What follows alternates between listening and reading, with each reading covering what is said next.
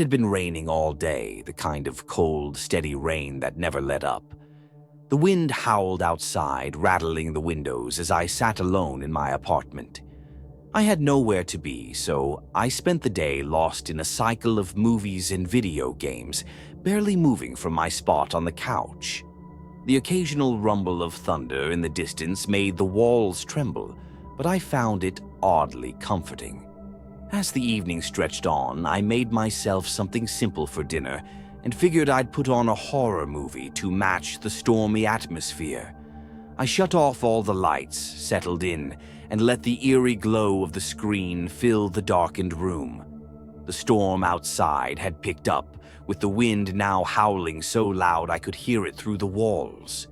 Rain pounded against the windows, and every so often lightning would flash, momentarily illuminating the apartment. At some point, I thought I saw something move out of the corner of my eye. Just a shadow shifting on the wall, quick and fleeting. I turned my head, but there was nothing there.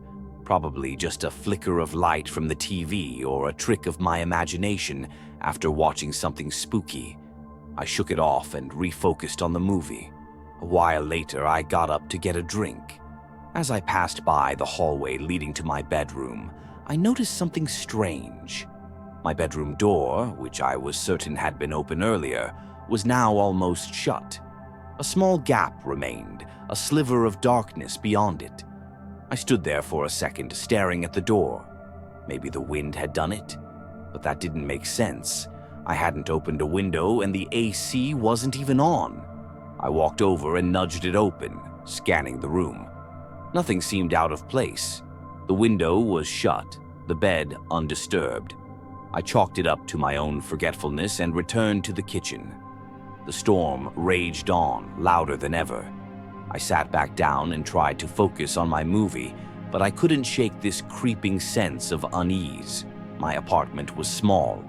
There weren't many places someone could hide, but something about the air felt off. Like the space wasn't entirely mine anymore. Then I saw it again. A shadow shifting, this time along the far wall near the hallway. My body stiffened. It was subtle, barely noticeable, but I knew I saw it. Slowly, I turned my head toward the hallway again. Nothing. The air felt heavier now, thick and electric, like something unseen was pressing in around me. A sudden, violent bang made me jump. It came from my bedroom. My heart pounded in my chest as I stood up. The sound had been deep, heavy, like something large had fallen or been knocked over. I hesitated, every instinct screaming at me to just leave, but I forced myself forward. Step by step, I approached the dark hallway. The bedroom door was wide open now, swinging slightly as if it had just been pushed. I flicked on the light. My stomach dropped. My closet door, which had been firmly shut before, was now open just a crack.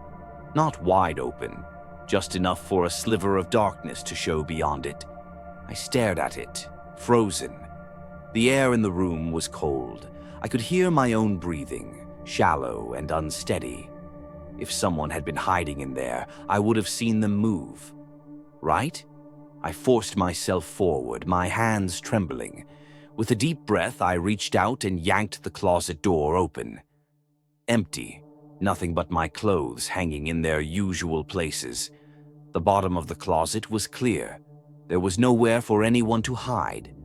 I let out a shaky breath and stepped back.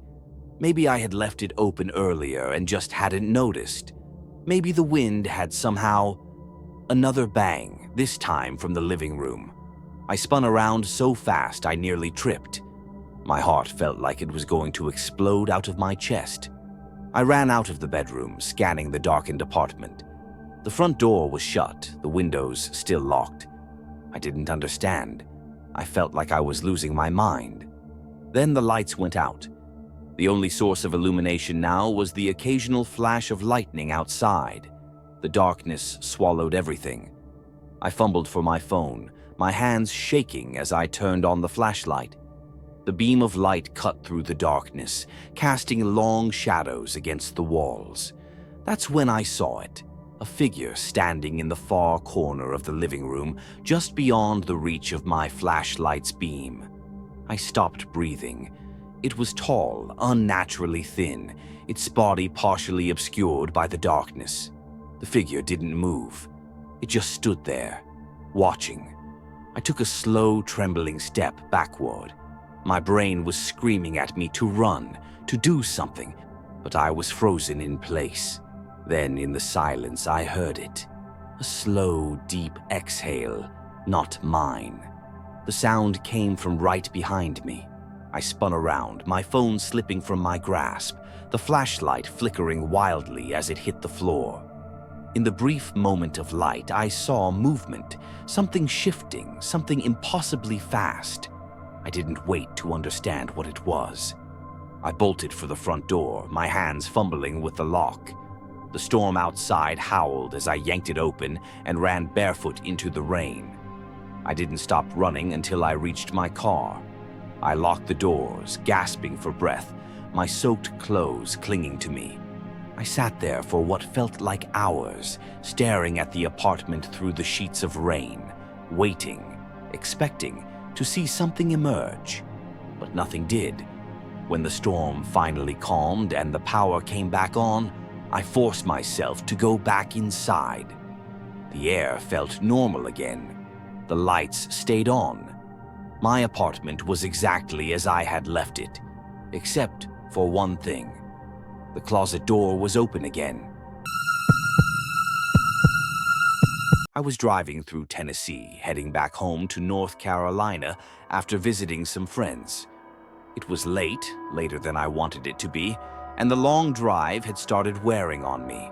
My eyes were heavy, the road seemed endless, and even blasting the AC and rolling the windows down weren't helping me stay alert. That's when I saw the motel. It wasn't much, one of those old roadside places with a neon sign missing half its letters. But it had a vacancy sign glowing in the dark, and at that point I didn't care how dingy the place was. I just needed a few hours of sleep before I got back on the road. The guy at the front desk looked half asleep himself, barely acknowledging me as he slid an old-fashioned key across the counter. Room 103. I thanked him, took the key, and made my way down the dimly lit hallway. The room smelled a little musty, like it hadn't been aired out in a while, but otherwise it was fine. A stiff bed, a TV with bad reception, and an old alarm clock blinking the wrong time. I barely had the energy to care. I kicked off my shoes, collapsed onto the bed, and was out in seconds. Then something woke me up. I wasn't sure what at first. The room was dark, the only light coming from the thin strip under the door. My body felt sluggish, my mind foggy, but something was off. And then I heard it, a quiet, rhythmic creaking, like the sound of a chair rocking back and forth. My stomach tightened. I didn't remember seeing a rocking chair in the room. The sound was soft but steady, coming from the far corner near the old wooden dresser. I turned my head slowly, my pulse hammering in my ears. The room was dark, but I could just make out the shape of something in the corner. It wasn't a chair. It was a figure, sitting there, barely illuminated by the faint light from under the door. It was tall, its shoulders unnaturally broad, its head tilted slightly as if watching me. I couldn't make out any features, just the silhouette. For a long moment, I couldn't move. I told myself I was dreaming, that my overtired brain was playing tricks on me, but I could hear the creaking, back and forth, back and forth. I squeezed my eyes shut, willing myself to wake up, to break out of whatever sleep paralysis this was. But when I opened them again, the chair had stopped rocking. The figure was standing, right by the bed. I sucked in a breath, my body rigid with fear. My eyes darted to the door. I needed to get out, but my limbs felt like they were weighed down. And then, just as suddenly as it had stood, the figure bent, leaning closer. I could feel its presence looming over me, a suffocating pressure in the air. A low, whispering sound filled the room, like something just on the edge of understanding. I wanted to scream, to run, but my body wouldn't listen. And then, darkness. I woke up to the blaring sound of the alarm clock. Sunlight was streaming in through the cheap motel curtains. I bolted upright, my heart still hammering in my chest. The room was empty. The corner was just a corner again. No chair, no figure. Had I imagined it? A dream brought on by exhaustion? I didn't stay to find out. I threw on my shoes, grabbed my bag, and rushed out of the room. The guy at the front desk barely looked up as I dropped the key onto the counter. But as I turned to leave, something stopped me. Mounted on the wall behind the desk was an old, black and white photograph. A picture of the motel back when it was first built. Standing in front of the building were a few people, employees, maybe even the owner. But in the back, just barely visible, was a figure, tall, broad-shouldered, and standing perfectly still. I didn't wait around for answers. I got in my car and drove, not stopping until I was hours away. But even now, whenever I close my eyes, I still hear it. That soft, rhythmic creaking. Back and forth, back and forth. When I was 19, my friends and I went on a road trip through the mountains. It was supposed to be a cheap getaway. Just us, our tents, and the open road. We had no set plan, just a general idea of exploring the national parks and sleeping wherever we could find a spot. That was our first mistake. It was the third night when we found ourselves in a predicament. We had planned to camp at a designated site, but by the time we got there, every single spot was taken. It was already late, and we were exhausted from hiking all day, so we decided to find a secluded place in the forest instead. One of my friends, Ben, found a small clearing near a dirt road just outside the park. It wasn't ideal, but it would do. We parked the car on the side of the road and set up our tents just beyond the tree line. It was peaceful, the kind of silence you only find deep in nature. The air was crisp, and the moon barely lit the sky. We made a small fire, ate some snacks, and talked until we were too tired to keep our eyes open. Sometime after midnight, I woke up needing to pee. The fire had died down, and the only sounds were the distant chirping of insects. I unzipped the tent quietly so I wouldn't wake the others and stepped outside. The moment I was out in the open, I felt uneasy. I told myself it was just the eerie silence of the forest, but something was off. As I walked a few feet away from the tents, I heard it, a sound that didn't belong, a faint rustling, slow and deliberate, coming from the darkness beyond the trees. I froze, listening, my heart pounding in my ears. Then I saw it, a dim light like a lantern moving through the woods. It was far away, but it was getting closer. I hurried back to the tent, trying to stay quiet. I shook Ben awake and whispered, "There's someone out there." He groggily sat up, rubbing his eyes. "What?" I told him what I saw. The others started waking up, and before I could finish explaining, we heard it. Footsteps, heavy and slow, crunching through the fallen leaves. They weren't distant anymore. They were close, too close. We all sat in silence, barely breathing. The footsteps stopped just outside our campsite, and then a voice. It was low, barely a whisper, but we all heard it. "Help me." A chill ran down my spine. The voice was strained, desperate, but something about it felt wrong. It sounded like someone trying to mimic distress, like a poor imitation of a real cry for help. None of us moved. None of us spoke. The fire had died down enough that we couldn't see past the edge of the trees. Then the voice came again, closer. "Help me." Ben grabbed the flashlight and, against my silent protests, flicked it on. He aimed it toward the direction of the voice, and for a second we saw nothing but trees and shadows. Then something moved. A figure was standing just beyond the tree line. A man. He was tall, thin, and unmoving. His clothes were ragged, his face obscured by the darkness. But the worst part? He wasn't looking at us. He was facing slightly away, as if he was listening. As if he knew we were there but didn't need to see us to know our exact position. Ben turned off the flashlight immediately. No one dared to speak. The fire flickered, casting shifting shadows over our tents. The figure remained still. Too still. And then, after what felt like hours but could have only been a few seconds, he took a step back into the darkness and disappeared. We sat there, terrified, waiting. But nothing happened. No footsteps, no more voices, just silence. After a while, we debated what to do. Should we pack up and leave? Was it safe? We decided to wait until dawn. None of us slept. We stayed huddled in our tents, listening for any sign of movement. The moment the first light broke through the trees, we packed up as quickly as we could. As we loaded the car, Ben noticed something. Footprints. Deep, heavy prints leading up to our campsite. But there was something wrong with them. They didn't lead away.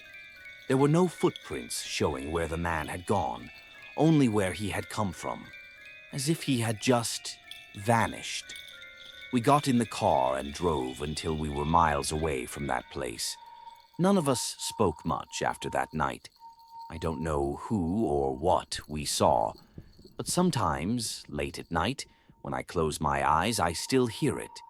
Help me. I was 7 when this happened, and to this day it lingers in the back of my mind whenever I hear someone call my name at night. My older sister, Emily, was 10 at the time. We shared a bedroom on the second floor of our house. Our parents' room was down the hall, but they always kept their door closed at night. The house itself was old, the kind of place where every step on the wooden floors made a noise, and the pipes groaned when the wind hit just right. One night I woke up to the sound of my name being called.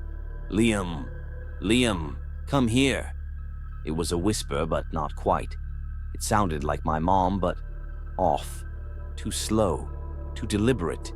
It was coming from the hallway. I sat up in bed, rubbing my eyes. Emily was still asleep beside me. I could hear the wind outside making the house creak. But beyond that, nothing. Then it came again. "Liam, come here." I started to slide out of bed, but before I could put my feet on the floor, Emily grabbed my arm. Her eyes were wide open. She shook her head and whispered, "Don't." "It's just Mom," I whispered back. "She's calling me." Emily didn't let go. "That's not Mom." A chill ran down my spine. My mom's voice called again from the hallway. But this time it was different. It was softer. Too soft, like it was trying to be careful, like it knew we were listening. I looked at Emily and her face was pale. "Stay here," she whispered. She got out of bed and crept to the bedroom door, pressing her ear against it. I stayed in bed, too scared to move. Then Emily motioned for me to come over. Slowly, I got up and tiptoed toward her. I could feel my heart pounding in my chest. I pressed my ear to the door, just like Emily. The hallway was silent now, but something about that silence made my skin crawl. Then, just as I was about to pull away, we heard it again. "Liam, Emily, open the door." It was still whispering, still slow. But it wasn't just whispering anymore. It was mimicking. I knew now, without a doubt, that it wasn't my mom. The way it spoke, it was like it didn't know how to use its own voice. Like it was borrowing hers, but couldn't quite get it right. I pulled Emily's sleeve, desperate to get back to bed, but she just shook her head. She reached for the door lock and quietly turned it. The click was deafening in the silent room. I could barely breathe. Then came the sound of footsteps, slow, software, coming closer. A shadow passed under the crack of our door. It stopped right outside, and then knock, knock, knock. We both jumped. My hands were shaking. Emily grabbed my wrist and pulled me toward the window, as if we were going to escape that way. But we were on the second floor. There was nowhere to go. "Go back to bed," the voice said. It wasn't whispering anymore. It sounded more normal now. More like Mom. "Everything's fine." Emily gripped my hand so tightly it hurt. She leaned close to my ear and whispered, "It wants us to open the door." We stayed completely still. The shadow under the door didn't move for a long time. Then the footsteps started again, this time moving away.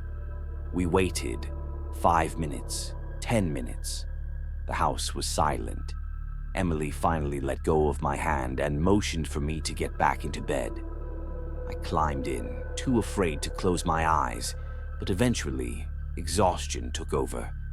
I woke up to daylight streaming through the window. Emily was already awake, sitting up in bed, staring at the door. It was still locked. Everything was normal. At breakfast, our mom noticed how quiet we were. She asked what was wrong, and Emily, always the brave one, told her everything. The whispers, the shadow, the knocking. Mom's face changed. She didn't laugh it off, didn't tell us we imagined it. She just asked, "What did it say?" Emily told her. Mom nodded slowly, glancing at Dad.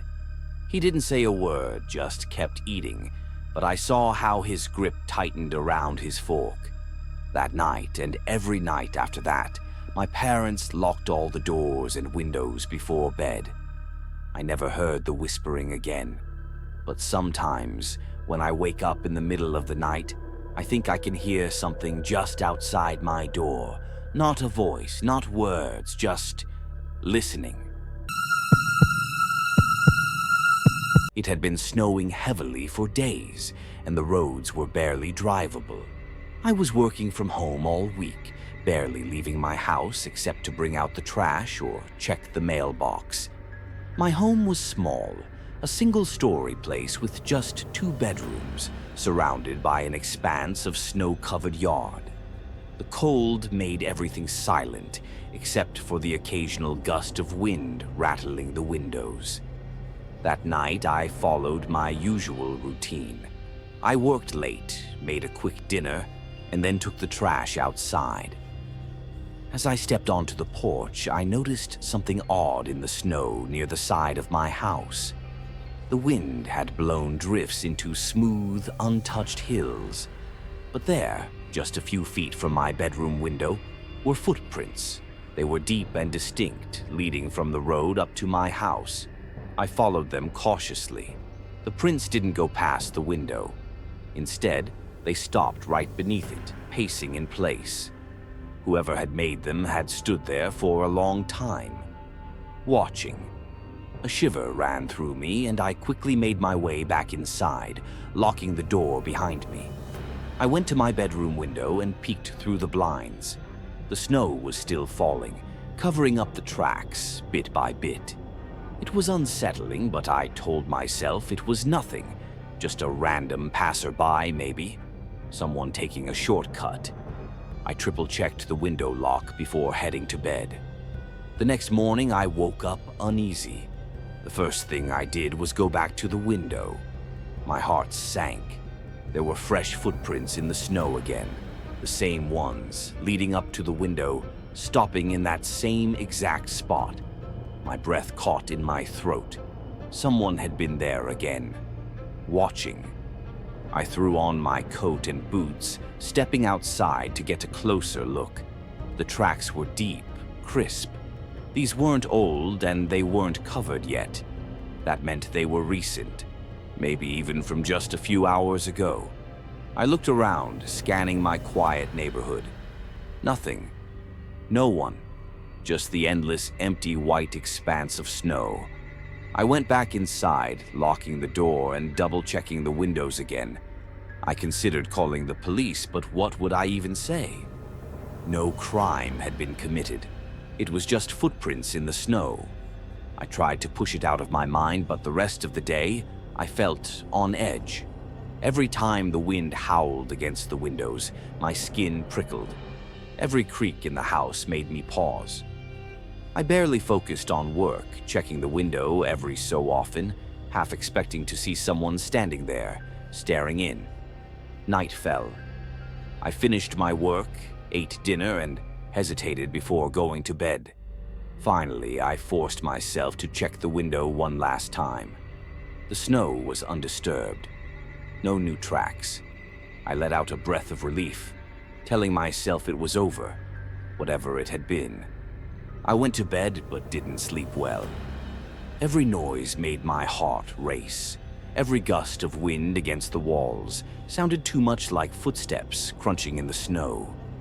Sometime in the middle of the night, I finally drifted off. A noise woke me, a soft creaking sound. My body froze. I strained my ears in the darkness, unsure if I'd imagined it. Then I heard it again, the unmistakable sound of a floorboard shifting. Inside my house, I barely breathed, my heart pounding in my chest. My mind raced. Was it the wind, the house settling, or was someone in here with me? I reached for my phone on the nightstand, gripping it tightly as I slowly sat up. I wanted to turn on the light, but I was afraid of what I might see. My bedroom door was open. I always left it closed. Another noise, closer this time, a shuffling sound. I couldn't take it anymore. I unlocked my phone and called 911, whispering that someone was in my house. The operator told me to stay quiet, stay where I was. Help was on the way. Then something moved in the hallway, a shadow shifting in the darkness. I held my breath, gripping the phone so tightly my fingers ached. The shadow moved closer. I could hear faint breathing now just outside my bedroom door. My body screamed at me to run, but I stayed frozen in place. The shadow lingered. Then, the front door burst open. Red and blue lights flooded the room as police officers stormed inside. A crash, shouting, heavy footsteps pounding through the house. I heard a struggle, furniture knocking over, then silence. One of the officers called my name, telling me it was safe to come out. My legs were weak as I stepped into the hallway. There, on the floor, in handcuffs, was a man. He was covered in scratches and bruises from the struggle, and he was smiling at me. The officer told me they had found him hiding inside my bedroom closet. He had been standing there, just behind the door, watching me as I slept. They never figured out how he got in. Every door and window was still locked.